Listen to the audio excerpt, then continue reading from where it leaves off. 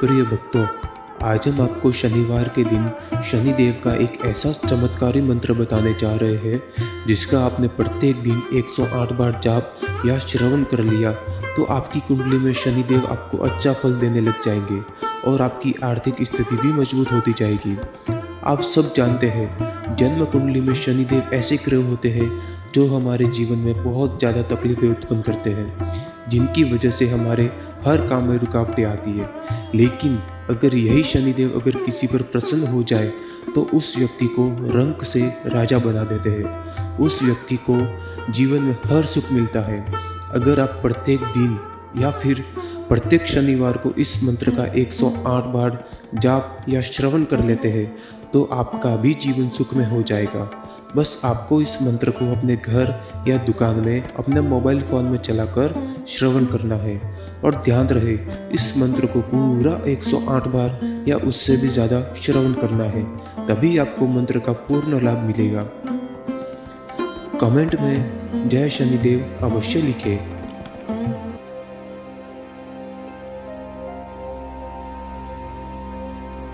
नीलांजन समाभासं रविपुत्रं यमाग्रजं छायामार्तण्ड संभुतं तं नमामि शनैश्चरम्। नीलांजन समाभासं रविपुत्रं यमाग्रजं छायामार्तण्ड संभुतं तं नमामि शनैश्चरम्। नीलांजन समाभासं रविपुत्रं यमाग्रजं छायामार्तण्ड संभुतं तं नमामि शनैश्चरम्। नीलांजन समाभासं रविपुत्रं यमाग्रजं छायामार्तण्ड संभुतं तं नमामि शनैश्चरम्। नीलांजन समाभासं रविपुत्रं यमाग्रजं छायामार्तण्ड संभुतं तं नमामि शनैश्चरम्। नीलांजन समाभासं रविपुत्रं यमाग्रजं छायामार्तण्ड संभुतं तं नमामि शनैश्चरम्। नीलांजन समाभासं रविपुत्रं यमाग्रजं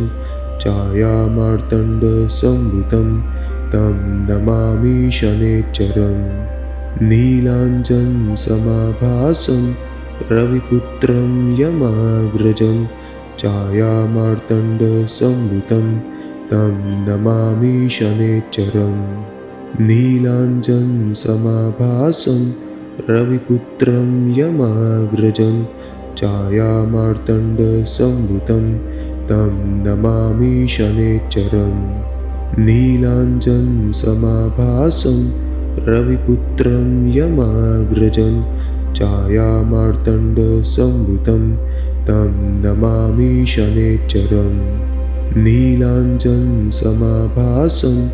रविपुत्रं यमाग्रजं छायामार्तण्ड संभुतं तं नमामि शनैश्चरम्। नीलांजन समाभासं रविपुत्रं यमाग्रजं छायामार्तण्ड संभुतं तं नमामि शनैश्चरम्। नीलांजन समाभासं रविपुत्रं यमाग्रजं छायामार्तण्ड संभुतं तं नमामि शनैश्चरम्। नीलांजन समाभासं रविपुत्रं यमाग्रजं छायामार्तण्ड संभुतं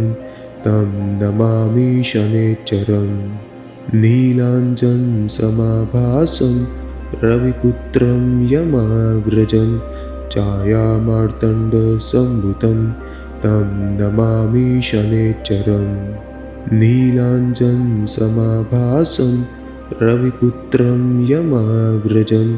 छायामार्तण्ड संभुतं तं नमामि शनैश्चरम्। नीलांजन समाभासं रविपुत्रं यमाग्रजं छायामार्तण्ड संभुतं तं नमामि शनैश्चरम्। नीलांजन समाभासं रविपुत्रं यमाग्रजं छायामार्तण्डसम्भुतं तं नमामि शनैश्चरम् नीलाञ्जनसमाभासं रविपुत्रं यमाग्रजं छायामार्तण्डसम्भुतं तं नमामि शनैश्चरम् नीलाञ्जनसमाभासं रविपुत्रं यमाग्रजं छायामार्तण्डसम्भुतं तं नमामि शनैश्चरम् नीलाञ्जनसमाभासं रविपुत्रं यमाग्रजं छायामार्तण्डसम्भुतं तं नमामि शनैश्चरम् नीलाञ्जनसमाभासं रविपुत्रं यमाग्रजं छायामार्तण्डसम्भुतं तं नमामि शनैश्चरम् नीलाञ्जनसमाभासं रविपुत्रं यमाग्रजं छायामार्तण्डसम्भुतं तं नमामि शनैश्चरम् नीलाञ्जनसमाभासं रविपुत्रं यमाग्रजं छायामार्तण्डसम्भुतं तं नमामि शनैश्चरम् नीलाञ्जनसमाभासं रविपुत्रं यमाग्रजं छायामार्तण्डसम्भुतं तं नमामि शनैश्चरम् नीलाञ्जनसमाभासं रविपुत्रं यमाग्रजं छायामार्तण्डसम्भुतं तं नमामि शनैश्चरम् नीलाञ्जनसमाभासं रविपुत्रं यमाग्रजं छायामार्तण्डसम्भुतं तं नमामि शनैश्चरम् नीलाञ्जनसमाभासं रविपुत्रं यमाग्रजं छायामार्तण्डसम्भुतं तं नमामि शनैश्चरम् नीलाञ्जनसमाभासं रविपुत्रं यमाग्रजं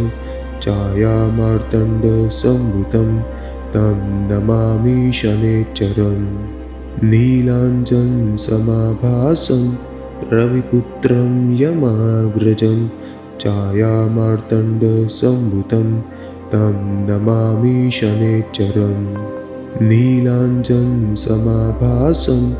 रविपुत्रं यमाग्रजं छायामार्तण्डसम्भुतं तं नमामि शनैश्चरम् नीलाञ्जनसमाभासं रविपुत्रं यमाग्रजं छायामार्तण्डसम्भुतं तं नमामि शनैश्चरम् नीलाञ्जनसमाभासं रविपुत्रं यमाग्रजं छायामार्तण्डसम्भुतं तं नमामि शनैश्चरम् नीलाञ्जनसमाभासं रविपुत्रं यमाग्रजं छायामार्तण्डसम्भुतं तं नमामि शनैश्चरम् नीलाञ्जनसमाभासं रविपुत्रं यमाग्रजं छायामार्तण्डसम्भुतं तं नमामि शनैश्चरम् नीलाञ्जनसमाभासं रविपुत्रं यमाग्रजं छायामार्तण्डसम्भुतं तं नमामि शनैश्चरम् नीलाञ्जनसमाभासं रविपुत्रं यमाग्रजं छायामार्तण्डसम्भुतं तं नमामि शनैश्चरम् नीलाञ्जनसमाभासं रविपुत्रं यमाग्रजं छायामार्तण्डसम्भुतं तं नमामि शनैश्चरम् नीलाञ्जनसमाभासं रविपुत्रं यमाग्रजं छायामार्तण्डसम्भुतं तं नमामि शनैश्चरम् नीलाञ्जनसमाभासं रविपुत्रं यमाग्रजं छायामार्तण्डसम्भुतं तं नमामि शनैश्चरम् नीलाञ्जनसमाभासं रविपुत्रं यमाग्रजं छायामार्तण्डसम्भुतं तं नमामि शनैश्चरम् नीलाञ्जनसमाभासं रविपुत्रं यमाग्रजं छायामार्तण्डसम्भुतं तं नमामि शनैश्चरम् नीलाञ्जनसमाभासं रविपुत्रं यमाग्रजं छायामार्तण्डसम्भुतं तं नमामि शनैश्चरम् नीलाञ्जनसमाभासं रविपुत्रं यमाग्रजं छायामार्तण्डसम्भुतं तं नमामि शनैश्चरम् नीलाञ्जनसमाभासं रविपुत्रं यमाग्रजं छायामार्तण्डसम्भुतं तं नमामि शनैश्चरम् नीलाञ्जनसमाभासं रविपुत्रं यमाग्रजं छायामार्तण्डसम्भुतं तं नमामि शनैश्चरम् नीलाञ्जनसमाभासं रविपुत्रं यमाग्रजं छायामार्तण्डसम्भुतं तं नमामि शनैश्चरम् नीलाञ्जनसमाभासं रविपुत्रं यमाग्रजं छायामार्तण्डसम्भुतं तं नमामि शनैश्चरम् नीलाञ्जनसमाभासं रविपुत्रं यमाग्रजं छायामार्तण्डसम्भुतं तं नमामि शनैश्चरम् नीलाञ्जनसमाभासं रविपुत्रं यमाग्रजं छायामार्तण्डसम्भुतं तं नमामि शनैश्चरम् नीलाञ्जनसमाभासं रविपुत्रं यमाग्रजं छायामार्तण्डसम्भुतं तं नमामि शनैश्चरम् नीलाञ्जनसमाभासं रविपुत्रं यमाग्रजं छायामार्तण्डसम्भुतं तं नमामि शनैश्चरम् नीलाञ्जनसमाभासं रविपुत्रं यमाग्रजं छायामार्तण्डसम्भुतं तं नमामि शनैश्चरम् नीलाञ्जनसमाभासं रविपुत्रं यमाग्रजं छायामार्तण्डसम्भुतं तं नमामि शनैश्चरम् नीलाञ्जनसमाभासं रविपुत्रं यमाग्रजं छायामार्तण्डसम्भुतं तं नमामि शनैश्चरम् नीलाञ्जनसमाभासं रविपुत्रं यमाग्रजं छायामार्तण्डसम्भुतं तं नमामि शनैश्चरम् नीलाञ्जनसमाभासं रविपुत्रं यमाग्रजं छायामार्तण्डसम्भुतं तं नमामि शनैश्चरम् नीलाञ्जनसमाभासं रविपुत्रं यमाग्रजं छायामार्तण्डसम्भुतं तं नमामि शनैश्चरम् नीलाञ्जनसमाभासं रविपुत्रं यमाग्रजं छायामार्तण्डसम्भुतं तं नमामि शनैश्चरम् नीलाञ्जनसमाभासं रविपुत्रं यमाग्रजं छायामार्तण्डसम्भुतं तं नमामि शनैश्चरम् नीलाञ्जनसमाभासं रविपुत्रं यमाग्रजं छायामार्तण्डसम्भुतं तं नमामि शनैश्चरम् नीलाञ्जनसमाभासं रविपुत्रं यमाग्रजं छायामार्तण्डसम्भुतं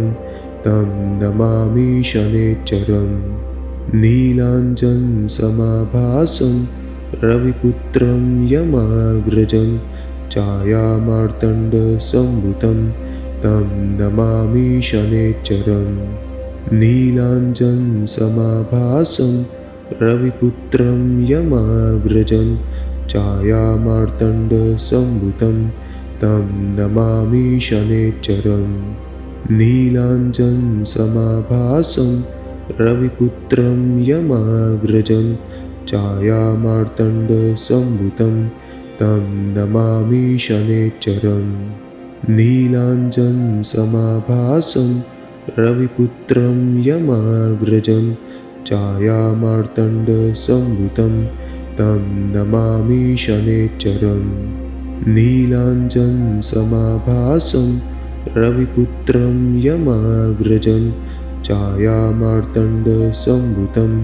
तं नमामि शनैश्चरम् नीलाञ्जनसमाभासं रविपुत्रं यमाग्रजं छायामार्तण्डसम्भूतं तं नमामि शनैश्चरम् नीलाञ्जनसमाभासं रविपुत्रं यमाग्रजं छायामार्तण्डसम्भूतं तं नमामि शनैश्चरम् नीलाञ्जनसमाभासं रविपुत्रं यमाग्रजं छायामार्तण्डसम्भूतं तं नमामि शनैश्चरम् नीलाञ्जनसमाभासं रविपुत्रं यमाग्रजं छायामार्तण्डसम्भूतं तं नमामि शनैश्चरम् नीलाञ्जनसमाभासं रविपुत्रं यमाग्रजं छायामार्तण्डसम्भूतं तं नमामि शनैश्चरम् नीलाञ्जनसमाभासं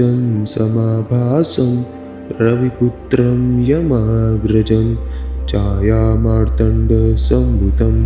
तं नमामि शनैश्चरम् नीलाञ्जनसमाभासं रविपुत्रं यमाग्रजं छायामार्तण्डसम्भूतं तं नमामि शनैश्चरम् नीलाञ्जनसमाभासं रविपुत्रं यमाग्रजं छायामार्तण्डसम्भूतं तं नमामि शनैश्चरम् नीलाञ्जनसमाभासं रविपुत्रं यमाग्रजं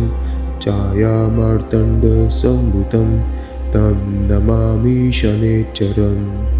नीलाञ्जनसमाभासं रविपुत्रं यमाग्रजं छायामार्तण्डसम्भूतं तं नमामि शनैश्चरम् नीलाञ्जनसमाभासं रविपुत्रं यमाग्रजं छायामार्तण्डसम्भूतं तं नमामि शनैश्चरम् नीलाञ्जनसमाभासं रविपुत्रं यमाग्रजं छायामार्तण्डसम्भूतं तं नमामि शनैश्चरम् नीलाञ्जनसमाभासं रविपुत्रं यमाग्रजं छायामार्तण्डसम्भूतं तं नमामि शनैश्चरम् नीलाञ्जनसमाभासं रविपुत्रं यमाग्रजं छायामार्तण्डसम्भूतं तं नमामि शनैश्चरम् नीलाञ्जनसमाभासं रविपुत्रं यमाग्रजं छायामार्तण्डसम्भूतं तं नमामि शनैश्चरम् नीलाञ्जनसमाभासं रविपुत्रं यमाग्रजं छायामार्तण्डसम्भूतं तं नमामि शनैश्चरम् नीलाञ्जनसमाभासं रविपुत्रं यमाग्रजं छायामार्तण्डसम्भूतं तं नमामि शनैश्चरम् नीलाञ्जनसमाभासं रविपुत्रं यमाग्रजं छायामार्तण्डसम्भूतं तं नमामि शनैश्चरम् नीलाञ्जनसमाभासं रविपुत्रं यमाग्रजं छायामार्तण्डसम्भूतं तं नमामि शनैश्चरम् नीलाञ्जनसमाभासं रविपुत्रं यमाग्रजं छायामार्तण्डसम्भूतं तं नमामि शनैश्चरम् नीलाञ्जनसमाभासं रविपुत्रं यमाग्रजं छायामार्तण्डसम्भुतं तं नमामि शनैश्चरम् नीलाञ्जनसमाभासं रविपुत्रं यमाग्रजं छायामार्तण्डसम्भुतं तं नमामि शनैश्चरम् नीलाञ्जनसमाभासं रविपुत्रं यमाग्रजं छायामार्तण्डसम्भुतं तं नमामि शनैश्चरम् नीलाञ्जनसमाभासं रविपुत्रं यमाग्रजं छायामार्तण्डसम्भुतं तं नमामि शनैश्चरम् नीलाञ्जनसमाभासं रविपुत्रं यमाग्रजं छायामार्तण्डसम्भुतं तं नमामि शनैश्चरम् नीलाञ्जनसमाभासं रविपुत्रं यमाग्रजं छायामार्तण्डसम्भुतं तं नमामि शनैश्चरम् नीलाञ्जनसमाभासं रविपुत्रं यमाग्रजं छायामार्तण्डसम्भुतं तं नमामि शनैश्चरम् नीलाञ्जनसमाभासं रविपुत्रं यमाग्रजं छायामार्तण्डसम्भुतं तं नमामि शनैश्चरम् नीलाञ्जनसमाभासं रविपुत्रं यमाग्रजं छायामार्तण्डसम्भुतं तं नमामि शनैश्चरम् नीलाञ्जनसमाभासं रविपुत्रं यमाग्रजं छायामार्तण्डसम्भुतं तं नमामि शनैश्चरम् नीलाञ्जनसमाभासं रविपुत्रं यमाग्रजं छायामार्तण्डसम्भुतं तं नमामि शनैश्चरम् नीलाञ्जनसमाभासं रविपुत्रं यमाग्रजं छायामार्तण्डसम्भुतं तं नमामि शनैश्चरम् नीलाञ्जनसमाभासं रविपुत्रं यमाग्रजं छायामार्तण्डसम्भुतं तं नमामि शनैश्चरम् नीलाञ्जनसमाभासं रविपुत्रं यमाग्रजं छायामार्तण्डसम्भुतं तं नमामि शनैश्चरम् नीलाञ्जनसमाभासं रविपुत्रं यमाग्रजं छायामार्तण्डसम्भुतं तं नमामि शनैश्चरम् नीलाञ्जनसमाभासं रविपुत्रं यमाग्रजं छायामार्तण्डसम्भुतं तं नमामि शनैश्चरम् नीलाञ्जनसमाभासं रविपुत्रं यमाग्रजं छायामार्तण्डसम्भुतं तं नमामि शनैश्चरम् नीलाञ्जनसमाभासं रविपुत्रं यमाग्रजं छायामार्तण्डसम्भुतं तं नमामि शनैश्चरम् नीलाञ्जनसमाभासं रविपुत्रं यमाग्रजं छायामार्तण्डसम्भुतं तं नमामि शनैश्चरम् नीलाञ्जनसमाभासं रविपुत्रं यमाग्रजं छायामार्तण्डसम्भुतं तं नमामि शनैश्चरम् नीलाञ्जनसमाभासं रविपुत्रं यमाग्रजं छायामार्तण्डसम्भुतं तं नमामि शनैश्चरम्